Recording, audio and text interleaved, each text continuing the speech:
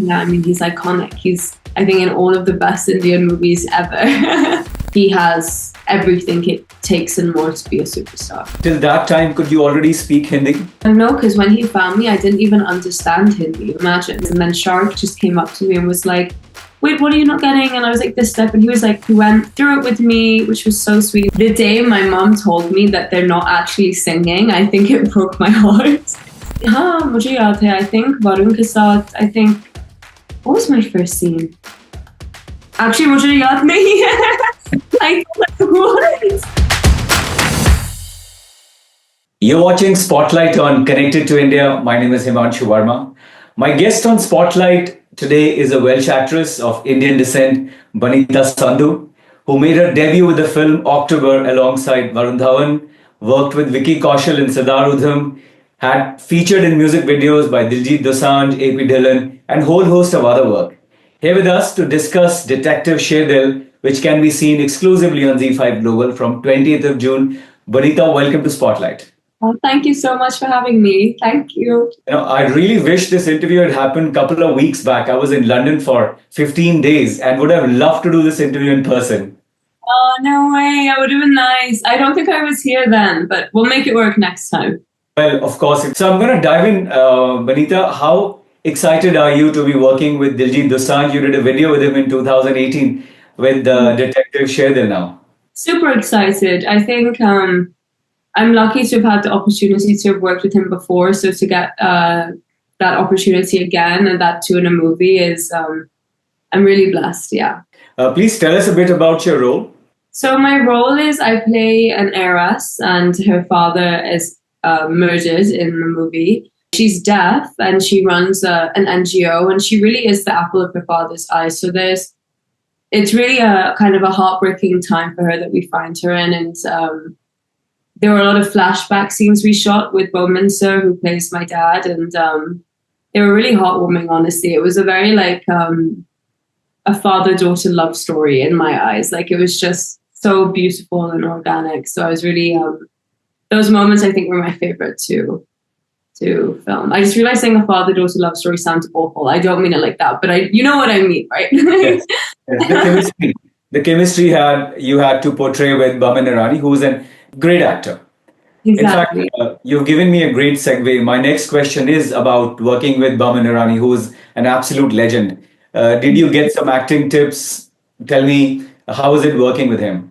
He's, I think some of my fondest moments in the film are with him, and he doesn't give tips. He's not indulgent like that, but there was a technique I noticed him doing where before big emotional scenes that we would have together, he would, before they even say lights, camera, action, he would already start playing in the scene. He would kind of improvise the beginning of the scene so that by the time they say action, he's already in it and he's ready to say his first line. It was really cool to see, actually. I've never seen anyone do that before. So. And I'm sure you've seen all his previous work before you actually started working this film. Yeah, I mean, he's iconic. He's, I think, in all of the best Indian movies ever. Absolutely. Talking about Diljit Dosanjh, you worked with him in 2018 in that music video. Since then, he's become such a megastar. So first of all, how is it connecting back with him? And do you think he's changed as a person and as an actor? I don't think he's changed at all. I've seen him sporadically over the years, and I feel like he's always been that kind of reserved person, keeps their head down, focuses on the work, incredibly focused, incredibly disciplined. And he does have that Punjabi playful side that comes out every now and again. But the reason he is where he is now is because he's always been that person who's just focused and determined and works really hard. And I'm not surprised to have seen him reach the heights that he has, because he has everything it takes and more to be a superstar.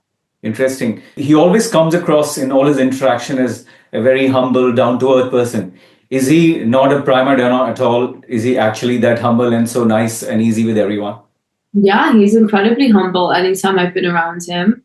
And he's in this movie, for example, he showed up as an actor. He didn't show up as I'm the star and I'm the title character, and he gives everyone the space to do their own work, and he kind of keeps to himself, comes on when he's needed. Not once did I ever see him interfere with direction or production. He came Amazing. on as an actor, and was really respectful to everyone. That's amazing. So I'm going to dial back a bit and very curious to know, Banita, how did you foray into films?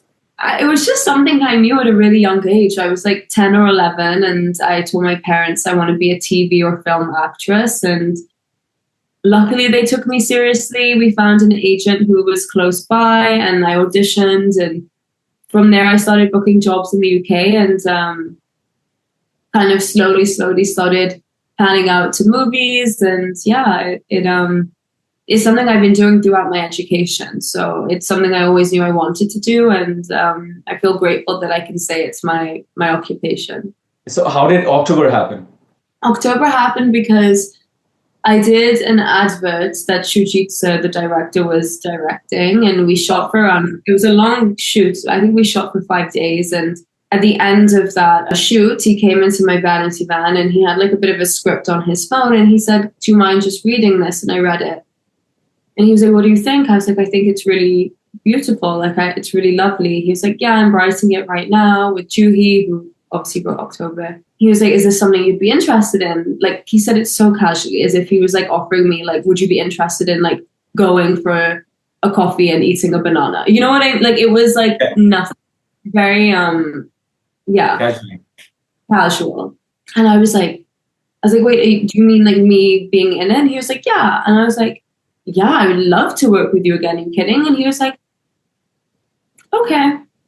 And then he left my vanity. I left that shoot. We said goodbye. Didn't hear from him for a couple months. And he calls me up and he's like, "So remember that movie I was talking about?" And I was like, "Oh yeah, like is it happening?" And he was like, "So I need you here on these dates. We need to rehearse. I need you to do this." And then next thing I knew, like it was all happening like really quickly. But with that one, I knew like a year before we started shooting that I was doing it, which was quite nice. Till that time, could you already speak Hindi? No, because when he found me, I didn't even understand Hindi, imagine. So the minute he confirmed, like, "Okay, it's happening, we're going on the floors," I remember I hired a Hindi tutor in London, but I was also studying English literature at London, at King's College London. So it was quite difficult packing it in. And it got to the point where we were like, "Okay, like, let's just learn what I need to learn for the script, and the rest we'll figure that out after." So we kind of just kept it like script based. So you obviously had to put in a lot of hard work, but your dreams were getting to fruition. So I'm sure you give it your best. So are you comfortable taking questions in Hindi now, Banita? Yeah, now I understand Hindi completely. So like you can ask me whatever you want in Hindi. My next question मैं हिंदी में पूछता हूँ. पहली बार जब आपने वरुण धवन के साथ scene किया तो कैसा लगा था? आपको याद है? हाँ, मुझे याद है. I think वरुण के साथ, what was my first scene? Actually, मुझे याद नहीं है. I thought what? Was the very first scene you shot for October, was it with Varun or was it some other actor? Or was it just you on the camera? I don't remember for the life of me. Never mind. I'm not going to belabor that point. But I do want to ask you another question, Banita. You got some incredible reviews for that film. In fact, I remember one particular reviewer saying you came across as a breath of fresh air. And when the film did not do well, were you disappointed? No, not at all. Because it's all metrics for a start, and one's opinion of not doing well is not the same as someone else's. My hope for that movie was people would see me and take me seriously as an actress and be moved by the movie, and that happened. And it is still the movie that I get the most messages about till date. Every day I get a message saying, "Watching your movie changed my life. Watching this, I've never felt so seen," yada, yada, yada. Like, people reach out to me and tell me their own personal stories. So in that way, it connected me so deeply to the audience. And I think it's become like a cult classic at this point. For a movie that released 7, 8 years ago, to have the kind of longevity where people to this day still come up to me and say, "I love that movie," that to me is a success. another person's version of success could be the movie does so well, it's a blockbuster, but then no one talks about it 7, 8 years later. So it's all subjective, you know. It's and for me, I still think commercially, like, it did well. It didn't do like crazy numbers and break records, but the producers made money and it made a profit, and it's doing better than a lot of the movies coming out this year. So Fantastic. That's definitely a great perspective. Banita, you're a diaspora kid, person Mhm. of in origin. Did you, as a child, also stay in touch with Hindi movies? Did you watch Hindi movies, or was it mainly Western and English cinema? No, I definitely watch Hindi movies because my mom would always have it on. We would always be watching Hindi music and music videos. And I remember the day my mom told me that they're not actually singing, I think it broke my heart because my sister and I were convinced that we really thought like we're like Aishwarya Rai can do it all. She can dance, she can sing, she's gorgeous, she can act. My mom was like, "That's not her voice," and we were like, but we were like, I loved that era. Like my sister and I would dance in front of the TV to Bollywood music all the time. I completely relate to it. My heart was broken when my dad told me that Amitabh Bachchan actually can't beat a tiger or can't fight Yeah, him. So I relate to what you're saying. exactly. It's like finding out Santa Claus isn't real. You're like, what? I know. So tell me a bit about who are some of your favorite actors growing up and actresses. You said Aishwarya Rai, of course, was your number one. Yeah. I think growing up, my sister and I were like her biggest fans. Obviously Shah Rukh Khan. Yeah, I think those were the main two that we would really closely. Preeti Zinta also, Saif Ali Khan. We used to watch a lot. Like I remember my sister and I were obsessed with Salam Namaste, which is such a random movie to be Actually, obsessed. that's amazing. I've heard so many NRI kids and diaspora kids, in fact, my two daughters as well, obsessed with Salam Masti and just could keep playing that song on the repeat. It's amazing. I think what it is with those types of movies, why we kids like connected with it, was because they set them in countries we were familiar with. So it was like we wanted to see Bollywood stars in like London and New York and like in the States, because then it felt like, oh my God, they're in our world, and there was that kind of connection. So I think that's why, you know, like my name is Khan. But at the same time, like my sister and I love like Veer Zara. Like we love the historical stuff too. So yeah, anything like Preeti Zinta, Shah Rukh, Saif Ali Khan, Aishwarya Rai, Kareena Kapoor, obviously icon, Hrithik. They all like that whole generation was our like what we grew up watching. Yeah. During your trips to Mumbai, have you been able to meet any of them? Have you met Shah Rukh, Salman, Saif, any of the actors? I've been really lucky actually. I've met all of them, which is crazy to me. It's always crazy when you meet them for the first time and you're like, wow, I grew up watching you, and you're here and they're so lovely and so nice, and yeah. Is there an interaction of yours with Shah Rukh Khan which you could tell us about? What was it and how did it feel? I think one thing everyone always takes away from Shah Rukh sir is how chivalrous he is.